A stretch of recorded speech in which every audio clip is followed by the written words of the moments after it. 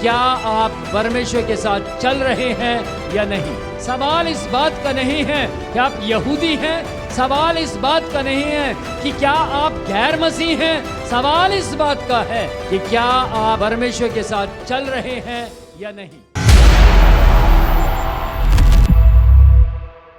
परमेश्वर चाहता है कि हम हमेशा उसके साथ रहें, भला है वो।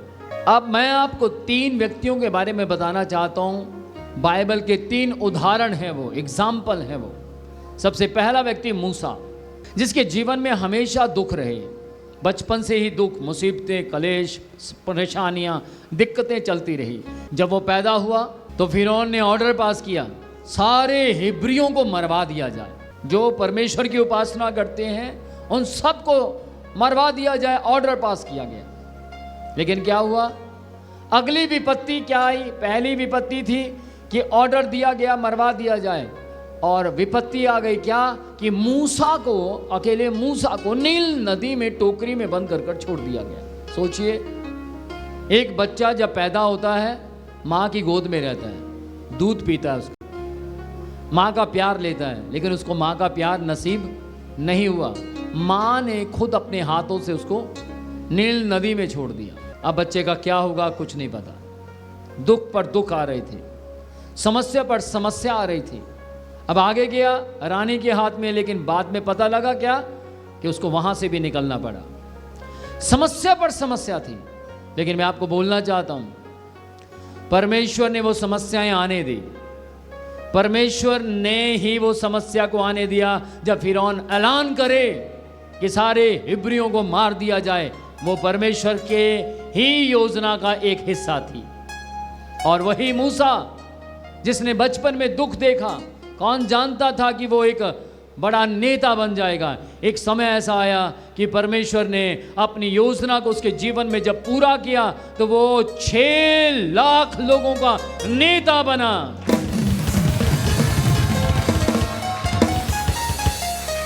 फिरौन हिब्री लोगों को मरवाना चाहता था, लेकिन परमेश्वर उन्हीं लोगों को बचाना चाहता था। सब लोग, सारे बच्चे मारे गए, लेकिन एक व्यक्ति जिसके जीवन में परमेश्वर की योजना थी, एक बंदा जिसके जीवन में परमेश्वर ने योजना बनाई थी, और उसी बंदे के जरिए परमेश्वर ने उन्हीं इजरायलियों को जिनको फिरौन मारना चाहता था, उन्हीं को बचवाया, उन्हीं को सुरक्षा दी। ये है परमेश्वर की योजनाएं। हालेलुया। मैं आज आपको बोलना चाहता हूं, आपके जीवन में क्या योजनाएं परमेश्वर की हैं आपको समझ नहीं आ रही, उलझी हुई दिखाई दे रही हैं, लेकिन एक वक्त आएगा वो आपको अपनी गोद में बैठाकर ऊपर से दिखाएगा तो आपको सब सही दिखाई देंगे। एक महिला, एक औरत, एक ऐसी लड़की जो अनाथ पैदा हुई, जिसका कोई माता पिता नहीं था। किसी हादसे में उसके माता पिता इस दुनिया से चले गए, लेकिन एस्तर अकेली रह गई। गरीब परिवार से थी, अच्छी परवरिश नहीं हुई थी, लेकिन आगे बढ़ती रही। अपने जन्म में, अपनी बचपन में उसने परमेश्वर की आराधना करना सीखा था, परमेश्वर के नाम को ऊंचा उठाना सीखा था। उसने कभी भी छिपकर गंदे काम नहीं किए थे।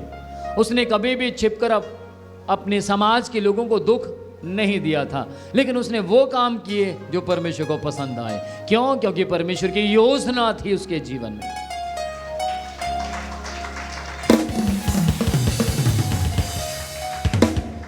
उसके जीवन में हामान नाम के व्यक्ति ने यहूदियों को मारने का प्लान बनाया। जब शादी नहीं हुई थी उसी समय हामान ने प्लान बना लिया था, लेकिन वो जानती थी कि मारा जाएंगे हम लोग, लेकिन ये नहीं जानती थी बचेंगे कैसे। उसको ये मालूम था कि हम मर जाएंगे, सारे इजरायली मर जाएंगे, क्योंकि हामान विरोध में है। और सोचने लगी कि मैं क्या करूं। एस्तर को केवल एक बात का पता था कि परमेश्वर चाहे तो कुछ भी कर सकता है। उसको केवल एक बात के ऊपर विश्वास था कि परमेश्वर बचा सकता है, लेकिन ये नहीं मालूम था कि परमेश्वर उसके जरिए बचा सकता है।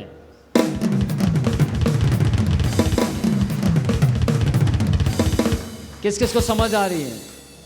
एस्थर को पता था कि इजरायली लोग मर जाएंगे, मार दिए जाएंगे, लेकिन एस्थर को यह भी पता था कि उनका परमेश्वर उन्हें बचाने की ताकत रखता है। लेकिन कैसे, वो कैसे बचाए जाएंगे ये एस्थर को नहीं पता था।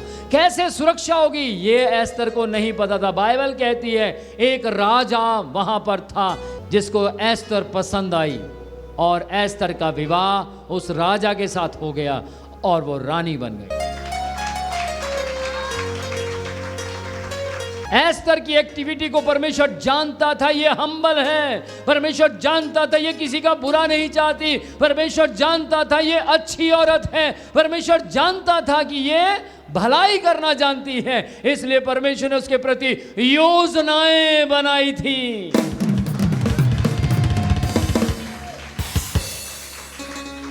और रानी की बनने के बाद उसने राजा से रिक्वेस्ट की, राजा हामान नाम का व्यक्ति मेरी कौम को खत्म कर देना चाहता है, मेरी कौम के विरोध में है। अच्छा, पता लगा हामान को मौत का दंड दे दिया गया। किसने रिक्वेस्ट की? एस्थर ने। कौन बचाव का कारण बनी? एस्थर। रानी कौन थी? एस्थर। वही अनाथ लड़की रानी बन गई और वो अपनी जाति की, अपनी कौम की रक्षक बन गई। एक और व्यक्ति जो कौम का नहीं था, कौम से बाहर का था। मैं एक ऐसे व्यक्ति के बारे में आपको बताने जा रहा हूं जो क्रिश्चियन नहीं था, लेकिन यीशु मसीह ने, परमेश्वर ने उसे भी अपनी कौम का रक्षक बनाया। उसका नाम है पौल, जिसका नाम पहले शाऊल था। वो हिब्री नहीं था, वो इजरायली नहीं था, वो यहूदी नहीं था, लेकिन वो अन्य जाति और परमेश्वर ने उसकी ओर देखा। लेकिन बाइबल, परमेश्वर का वचन कहता है पौल के जीवन में एक योजना थी। वो दमिश्क में गया।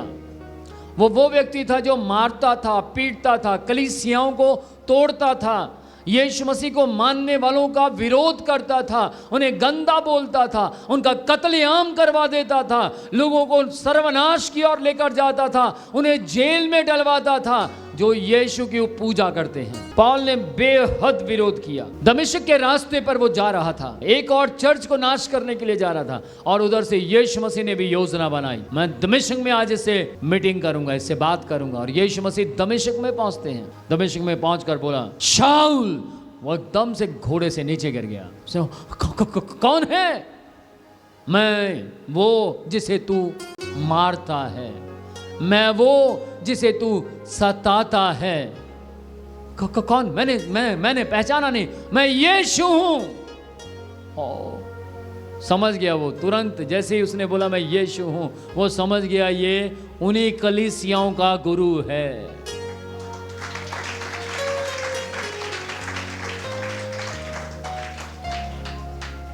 ये उन्हीं कलीसियाओं का वो गुरु है जिसकी वो सारी कलीसियां मिलकर आराधना करती हैं। वो जान गया वो ये यीशु, और यीशु उसे सवाल जवाब कर रहा था, तू मुझे क्यों सताता है, क्यों परेशान करता है? मैंने कब सताया? उसने कहा जब तू मेरे लोगों को मारता है, जब तू मेरे लोगों को सताता है, जब तू मेरे लोगों का कत्ल करता है। परमेश्वर ने उससे कहा शाऊल सुधर जा, और उसने कहा ओ प्रभु मैं सुधरना चाहता हूं। क्यों? क्योंकि आंखें चलेगी, अंधा हो गया वो। मैं सुधरना चाहता हूं, मेरे जीवन में बदलाव दे। लेकिन परमेश्वर यीशु मसीह उसे अंधा ही वहां छोड़कर चला गया।